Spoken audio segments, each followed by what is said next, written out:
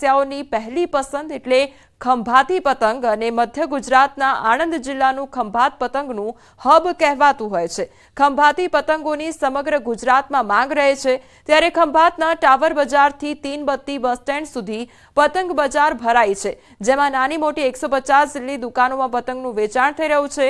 હાલ સરદાર ટાવર ખાતે પતંગ બજારમાં પતંગ રસિયાઓની ભીડ જામી છે, તો પતંગ રસિયાઓના મતે ગત વર્ષની સરખામણીએ પતંગના ભાવ 15 થી 20% વધ્યા છે। આણંદ જિલ્લાના ખંભાત ગામમાં પતંગો ખૂબ વખણાય છે। પતંગનો કાપવાની મજબૂત એ ખંભાતમાં જ છે, બીજે કંઈ જ નથી। હું દર વર્ષે ખંભાત આવું જ છું પતંગ લેવા માટે, છેક પેટલાદથી આવું છું। હું મૂળ પેટલાદનો છું, દર વર્ષે પતંગ લેવા આવું છું મુદ્દે આગળ। 20% વધારો છે, પણ આ વર્ષે પણ થોડોક મજબૂત છે પતંગ અહીં ખંભાતમાં, માહોલ સારો છે। ખંભાતની પતંગ બાકી પ્રખ્યાત નંબર 1 ગુજરાતમાં।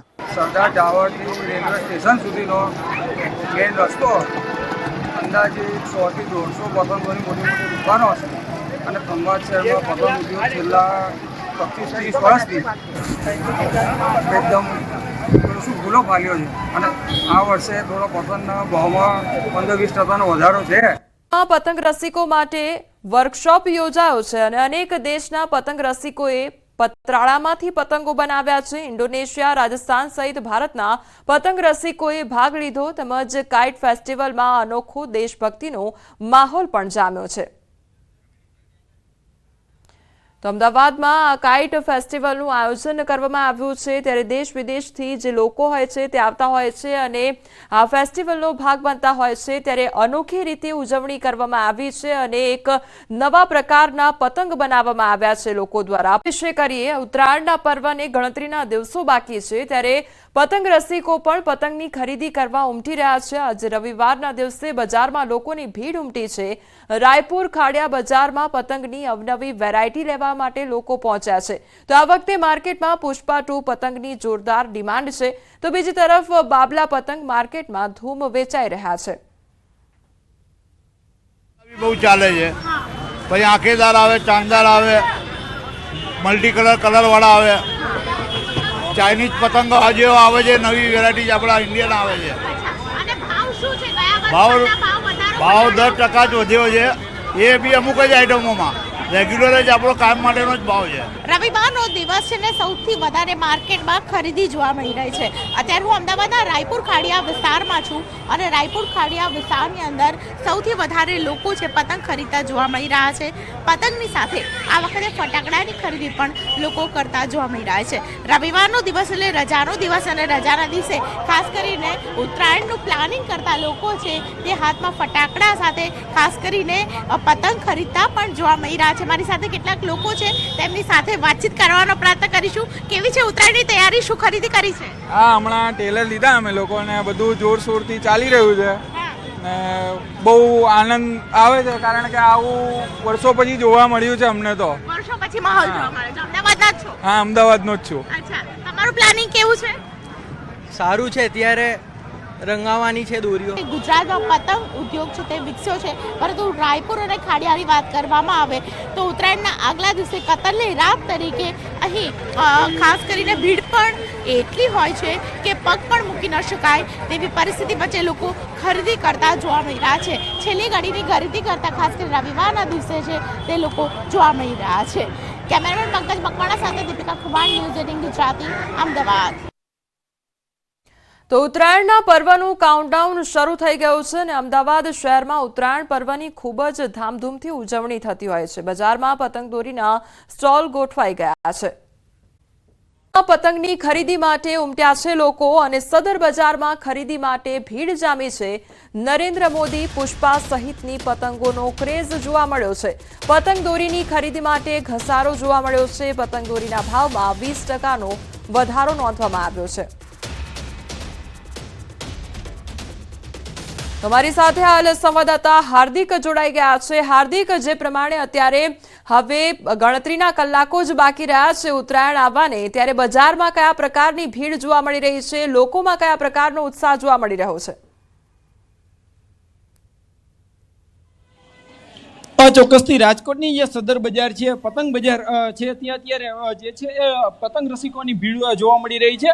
ખાસ કરીને આજે છેલ્લો રવિવાર છે, મકર સંક્રાંતિના તહેવાર પહેલાનો આ છેલ્લો રવિવાર છે, ત્યારે આજે પણ એક વધુ ભીડ જોવા મળી રહી છે. અહીંયા કેટલાક ભાઈઓ છે પતંગ રસિકો, આપણે એમની સાથે વાત કરીશું. ભાઈ, શું કહેશો આજે પતંગ ખરીદી કરવા માટે? અરે પતંગ ખરીદી આવ્યા ને એને મને આપણે ફિરકી બતાવવાની કીધું. આવડી મોટી ફિરકી કાઢે, આવડી મોટી, અંદર સુંદરડું નીકળે આવડું. જે રીતે અન્ય પતંગ રસિકો છે આપણે એમની સાથે પણ વાત કરીશું. શું કહેશો આજે પતંગ ખરીદી કરવા માટે આવ્યા છો? બહુ જ ઉત્સાહ છે અમને. આજે શું શું ખરીદી કરી છે તમે? હજી કાંઈ ખરીદી નથી કરી, જોઈ છે પેલા ફિરકી, પતંગ, ટેપ હતી. અહીંયા અન્ય પતંગ રસિકો છે આપણે એમની સાથે પણ વાત કરીશું. મકર સંક્રાંતિના તહેવારને લઈને કેવો ઉત્સાહ છે, કેવો માહોલ? ઉત્સાહ તો સારો એવો છે, પણ ભાવ બહુ વધારે છે ઓલા વર્ષ કરતા. અને ઉજવણી તો બહુ સારી કરવાના છે. અને આજ વખતે ભાવનું તો એટલું બધું નથી, બહુ માર્કેટમાં એવું ને હવે દિવસે ને દિવસે હવે ઉત્તરાયણમાં હવે બહુ એટલો બધો ક્રેઝ છે, ઉજવણી જોવા નથી મળતી દિવસે ને દિવસે. જે રીતના અહીંયા અન્ય જે છે પતંગ રસિક આપણે એમની સાથે વાત કરીશું.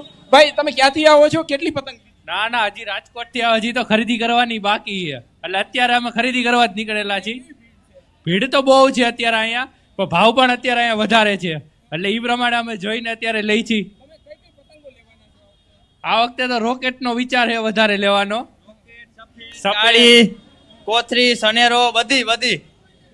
આજે રાજકોટની પતંગ બજારના જે હું આપને દ્રશ્યો બતાવવા માંગીશ, અહીંયા જે છે આજે દૂર દૂરથી પતંગ રસિકો આવી રહ્યા છે. ક્યાંક ભાવ વધારાને લઈને પતંગ રસિકોમાં ચોક્કસથી નિરાશા જોવા મળી રહી છે, પરંતુ મોરબી હળવદના રાણીકપર ગામે નશાખોર કાર ચાલકે આતંક મચાવ્યો છે. દારૂના નશામાં શખ્સે બેફામ રીતે કાર ચલાવી અકસ્માત સર્જ્યો અને પૂરપાટ ઝડપે કાર ચલાવી નશાખોરે સ્થાનિકો સાથે માથાકૂટ કરી અને સાથે બેફામ કાર ચલાવી 3 લોકોને ઈજા પણ પહોંચાડી. લોકોએ પોલીસને બોલાવતા જ નશાખોર ભાગી છૂટ્યો હતો.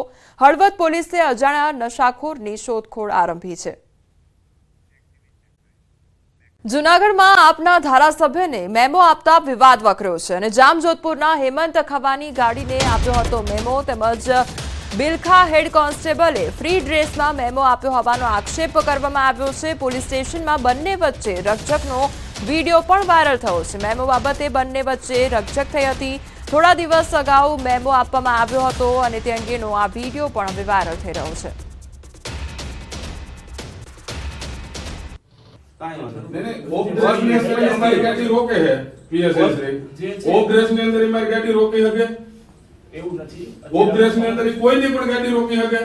અમારે ચાલુ છે, તમે દમ મારવાનું ના કરો. દમ મારવાનું તમારે એમાં દમ મારવાનું હું તમને ક્યાં મારો રે તમે? શેનો દમ મારો? કોણ દમ મારે? તો તમે દમ જ મારો છો ને કે અમે પ્રજા છે, અમે તો દમ જ મારીએ ને ભાઈ. અમે દમ પ્રજા નથી, તમે પ્રજાના પ્રતિનિધિ ધારાસભ્ય કહેવાય. બરાબર? હાલો તમે ધારાસભ્ય પર્વને લઈને પતંગ રસિકો માટે સારા સમાચાર સામે આવ્યા છે. ઉત્તરાયણના દિવસે પવનની ગતિ અને વાતાવરણને લઈ હવામાન નિષ્ણાંત પરેશ ગોસ્વામીએ આગાહી કરી છે. તેમણે કહ્યું છે કે મકર સંક્રાંતિના દિવસે પવનની દિશા અનુકૂળ રહેશે તેમજ આકાશ પણ ચોખ્ખું રહેશે. તો મકર સંક્રાંતિના દિવસે ઘણા વર્ષ પછી સૌ પ્રથમ વખત એવું બનવા જઈ રહ્યું છે કે પવનની સ્પીડ અને પવનની દિશા છે એ ગુજરાત માટે ખૂબ અનુકૂળ રહેશે. સામાન્ય રીતે જોવા જઈએ તો ગુજરાતભરની અંદર વાતાવરણ છે એ ચોખ્ખું રહેશે. આકાશની અંદર કોઈ મોટા વાદળછાયું વાતાવરણ થાય કે મોટો હવામાનમાં પલટો આવે તેવી સંભાવનાઓ નથી. 14 જાન્યુઆરીના રોજ મોટાભાગના વિસ્તારની અંદર આકાશ ખુલ્લું હશે, જેમાં ઉત્તર ગુજરાત હોય, મધ્ય ગુજરાત હોય, કચ્છ હોય, સૌરાષ્ટ્ર હોય કે દક્ષિણ ગુજરાત હોય, તમામ ભાગોની અંદર આ આકાશ છે એ ચોખ્ખું રહેશે. તો મકર સંક્રાંતિના દિવસે પવનની ગતિ દર વર્ષ કરતા થોડી વધુ જોવા મળશે. ખાસ કરીને સૌરાષ્ટ્રના ભાગોમાં વધુ અસર જોવા મળશે. આમ જોવા જઈએ તો દર વર્ષ કરતા આ વખતે પવનની સ્પીડ છે થોડીક વધારે જોવા મળશે. એમાં પણ સૌથી વધારે સ્પીડ છે એ સૌરાષ્ટ્રના ભાગો, જેની અંદર પોરબંદર, દ્વારકા હોય, જુનાગઢ, રાજકોટ હોય, ગીર સોમનાથ હોય, અમરેલી, ભાવનગર, સુરેન્દ્રનગર, આ તમામ વિસ્તારોની અંદર પવનની ઝડપ છે એ નોર્મલ કરતાં વધારે, એટલે લગભગ 20 થી લઈને 22 કિલોમીટર પ્રતિ કલાકની ઝડપ પવન જોવા મળશે. અને પવન છે એ ઉત્તર અને ઉત્તર પૂર્વના જોવા મળશે, એટલે પવનની સ્પીડ સૌરાષ્ટ્ર માટે ખૂબ સારી હશે. પરેશ ગોસ્વામીએ જણાવ્યું કે કચ્છમાં પવનની ગતિ સામાન્ય કરતાં વધુ રહેશે. કચ્છના ભાગોની અંદર પણ પવનની સ્પીડ છે એ નોર્મલ કરતાં થોડીક ઉપર રહેશે, એટલે 14 થી લઈને 18 કિલોમીટર પ્રતિ કલાકની ઝડપે કચ્છના તમામ ભાગોની અંદર પવનની ઝડપ જોવા મળે તેવી શક્યતાઓ છે. એમાં પૂર્વ કચ્છના ભાગો હોય કે પશ્ચિમ કચ્છના ભાગો હોય. ઉત્તર ગુજરાતમાં પવનની દિશા ઉત્તર અને ઉત્તર પૂર્વની રહેવાની પરેશ ગોસ્વામીએ આગાહી કરી છે. ઉત્તર ગુજરાતના તમામ ભાગોની અંદર પવનની ઝડપ છે એ લગભગ 12 થી લઈને 15 કિલોમીટર પ્રતિ કલાકની જોવા મળશે. ઉત્તર ગુજરાતના જે ભાગો છે એમાં સાબરકાંઠા, બનાસકાંઠા, પાટણ અને મહેસાણા ચારેય જિલ્લાની અંદર પવનની જે દિશા છે એ ઉત્તર અને ઉત્તર પૂર્વની રહેશે. જે બનાસકાંઠાના પશ્ચિમ ભાગો છે ત્યાં ઉત્તર પશ્ચિમની દિશા રહી શકે છે. ઉત્તરાયણના દિવસે અમદાવાદ, ગાંધીનગરમાં પવનની ગતિ સારી રહેવાની પણ આગાહી કરવામાં આવી છે. અમદાવાદ, ગાંધીનગર, આણંદ, ખેડા, નડિયાદ હોય, બરોડા હોય કે વિરમગામ જેવા વિસ્તાર હોય, આ તમામ વિસ્તારોની અંદર પવનની ઝડપ છે એ 10 થી લઈને 12 કિલોમીટર પ્રતિ કલાક અને અમુક વિસ્તારો એવા હશે કે ત્યાં 12 થી લઈને 15 કિલોમીટર પ્રતિ કલાકની ઝડપ પવન જોવા મળે તેવી શક્યતાઓ છે. અને એ વિસ્તારોમાં પણ પવન છે એ મુખ્યત્વે ઉત્તરના પવનો જોવા મળે તેવું એક અનુમાન છે. દક્ષિણ ગુજરાતમાં ઉત્તરાયણના દિવસે પવનની ગતિ સવારથી બપોર સુધી ઓછી રહેવાની હવામાન નિષ્ણાંત પરેશ ગોસ્વામીએ આગાહી કરી છે. ખાસ કરીને દક્ષિણ ગુજરાતના ભાગોની અંદર સવારથી લઈને બપોર સુધી પવનની સ્પીડ થોડીક ઓછી હશે. બપોરે 2 વાગ્યા બાદ પવનની સ્પીડ સારી એવી જોવા મળે અને એકંદરે પતંગ રસિકો માટે બપોર પછી સારા સમાચાર આપણે ગણી શકાય.